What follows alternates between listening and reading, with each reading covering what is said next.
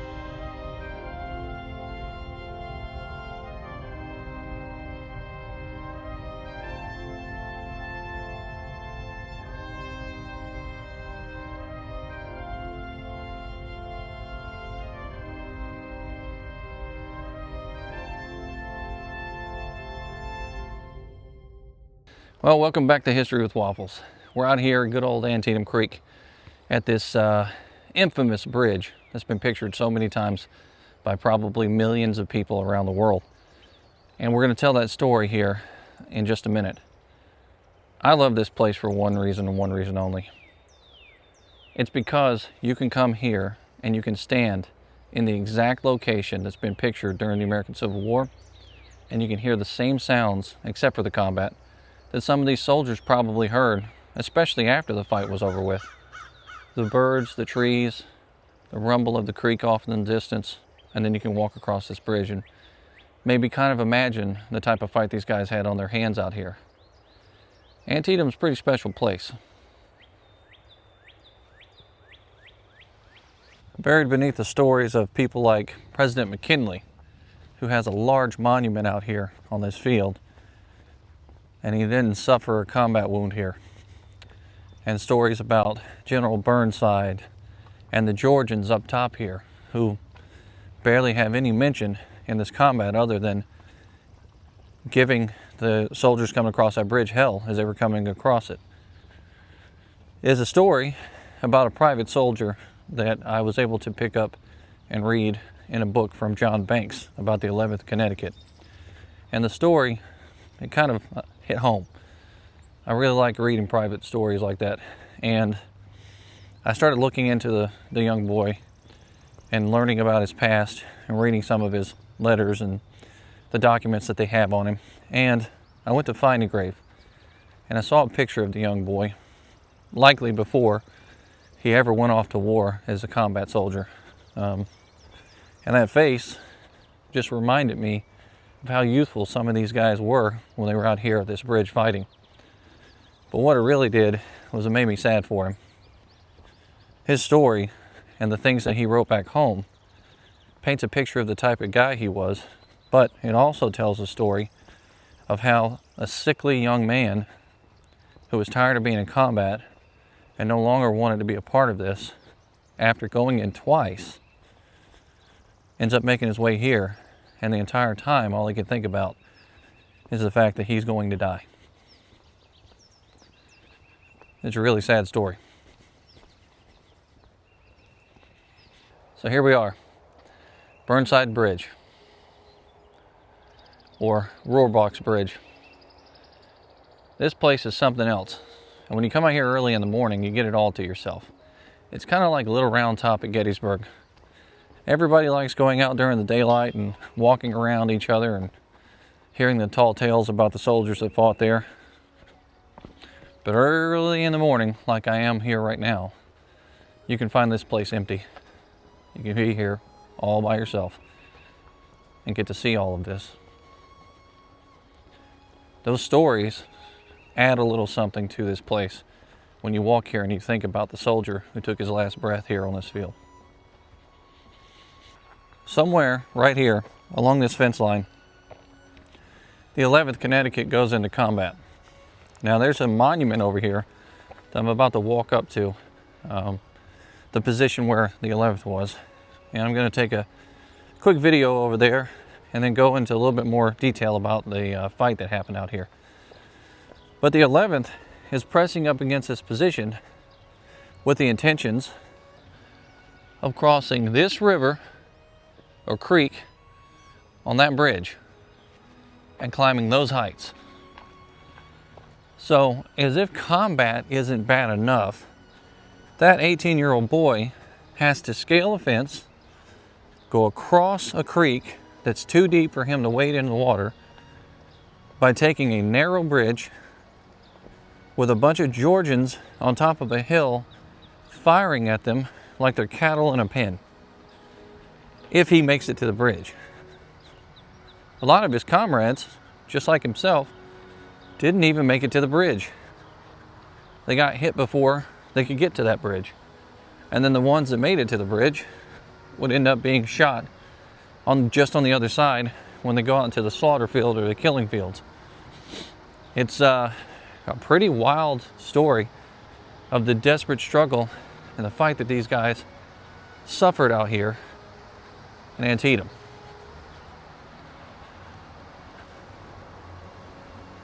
Born March 19th of 1844, Daniel was the youngest son of Dan Sr. and Luella, I believe was his mother's name. And they had eventually become farmers. They were jewelry and watch people before that. And they ended up buying a prosperous farm in Brooklyn, I think is where they said it was listed. They did not want him going into the military. They also had another son and other children in that family. And from what I can see, there was no service on their side either, but Dan Jr. had the bug. He wanted to enlist and he wanted to be a part of this. And so he did. But it wasn't with the 11th Connecticut.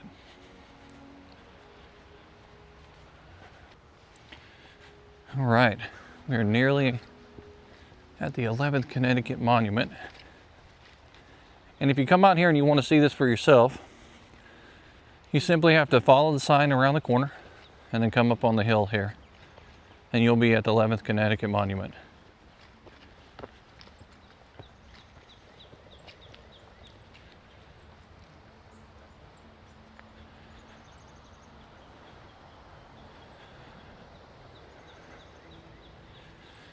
Here we are.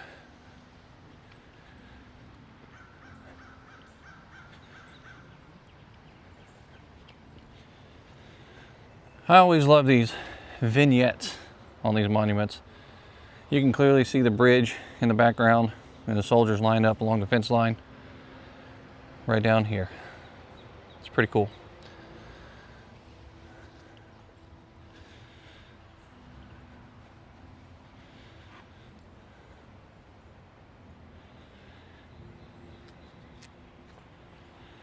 And on this monument, there's Tarbox. They have him listed as David. For some reason, I recall Daniel being the name. Maybe David is another name that he had. So I'm going to have to do a little bit more digging on this one. This monument has Tarbox listed as David Tarbox. Now, the only name that I know him by is Daniel. You go to find a grave, you're only going to find him underneath Daniel. And the stories that are written about him are also underneath the name Daniel Tarbox. So, I really don't know what to think about that. We're going to press on, though, with this story and continue towards the bridge and talk about the fight that happened out here and what happened to Daniel. The 11th ends up opening up the engagement here on that bridge. They are out here in line of battle, and they're making their way towards that position over there. And Kingsbury, who is the officer in charge, ends up being mortally wounded. John Griswold, another officer from that unit, ends up dying on the other side of this stream here from a wound received in combat.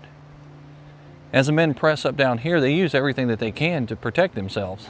We're talking the fence line, the rocks that are out here, any of the wooded lots that they can conceal themselves in, because they are receiving cannon fire and all kinds of stuff going into battle out here.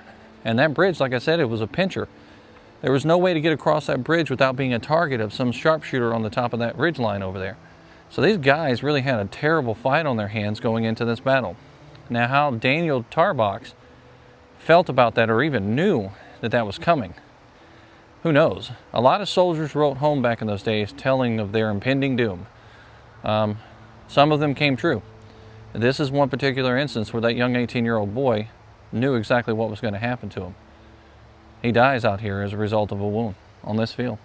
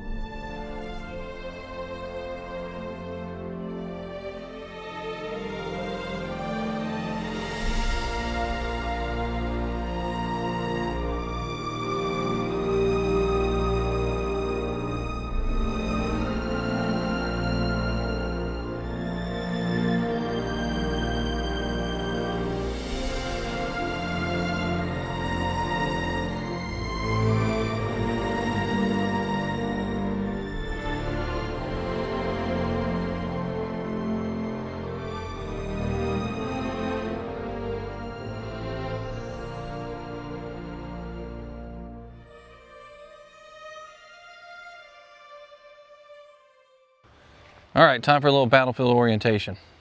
So right up here on this ridge line, you have the 11th Connecticut getting into line of battle. And they're going to end up coming out of this ridge line down here to the wooded lot or wood fence here, you can see, and then they're attacking that bridge. They want to go up and over that bridge and to the high ground on the other side. Now, I saw a picture on Find a Grave that I'd never seen before, and it shows the vantage point from here, and it marks the spot of where they believe he was actually mortally wounded and killed out here on this field.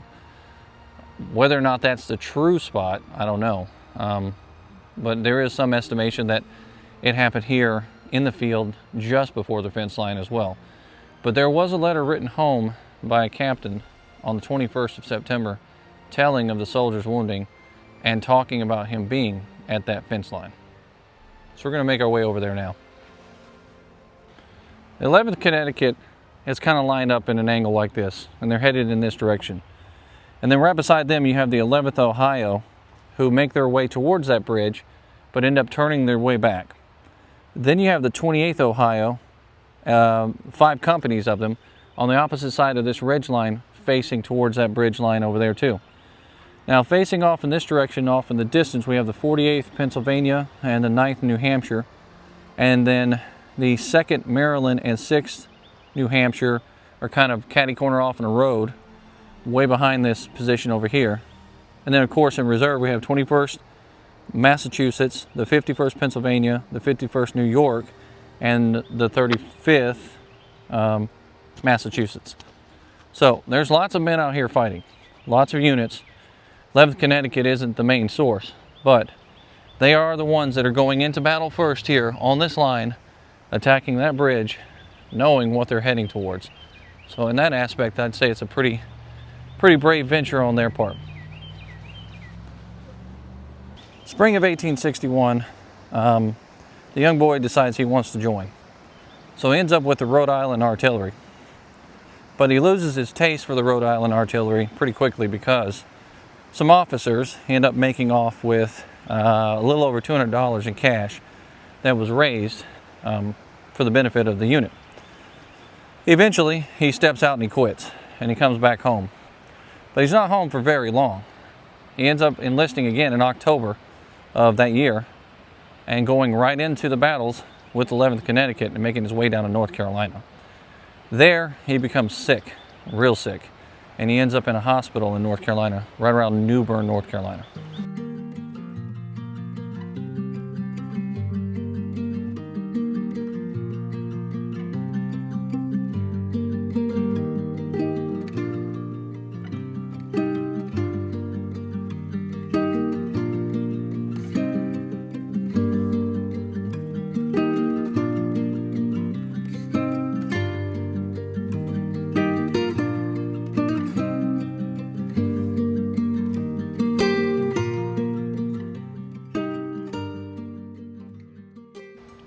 The boy wrote simple and plain. He wrote like a boy. He complained about officers who were appointed over him. He complained about camp life. He worried about the people back home. He talked about his horse in one of his final letters.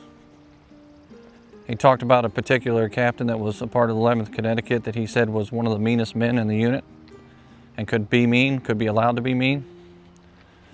He wasn't used to Army life. And he was just a boy, 18. Even in those days, 18 is pretty young.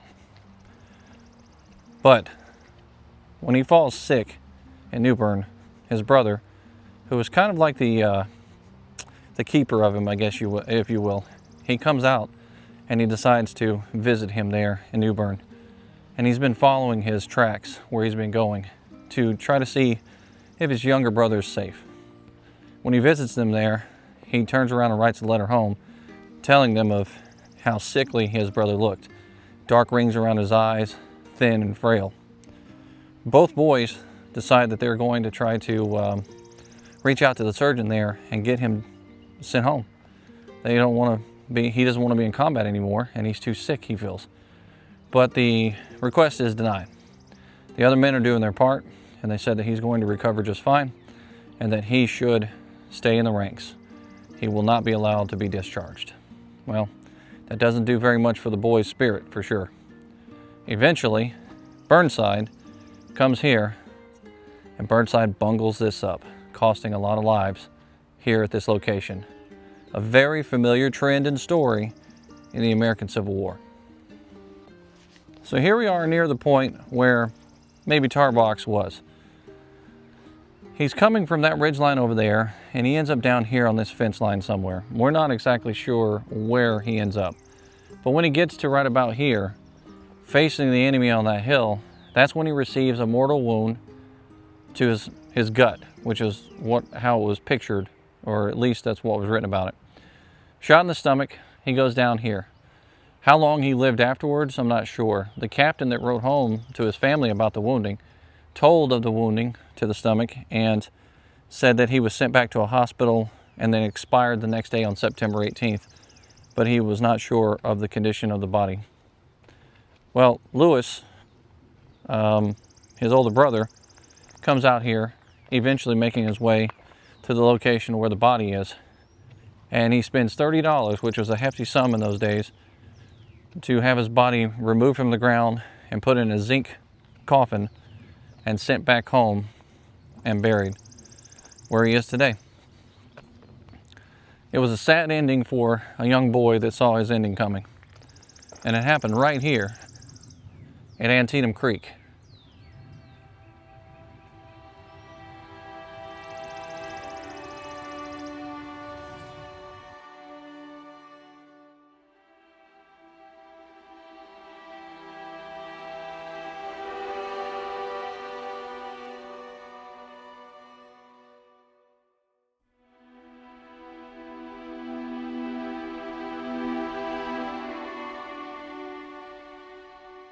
So we don't know exactly how his family found out, because there was nothing written directly after the fight that the boy died out here on this field. It wasn't until September 26th that in a newspaper, the list of young men that died from the 11th Connecticut was actually posted. I do know that there was a letter written home dated September 21st of that year about the man's death. And his father, I'm sure, was grieving. His mother, all of them were grieving over the death of that young boy here, just right back here along that fence line in Antietam. He's not the only one that died out here like that. Many died here at Antietam. This was the highest single-day casualty count in all of the American Civil War, and likely for Americans in all wars. It was an amazing fight. It cost a lot of lives. It did a lot of damage. Well, I hope you enjoyed our story here at Antietam Creek, across the old Rohrbach Bridge. And hopefully you learned a little something about a soldier that fought here. Just an 18-year-old boy that fought here at this creek against overwhelming odds. But he kept moving forward until he could move forward no longer.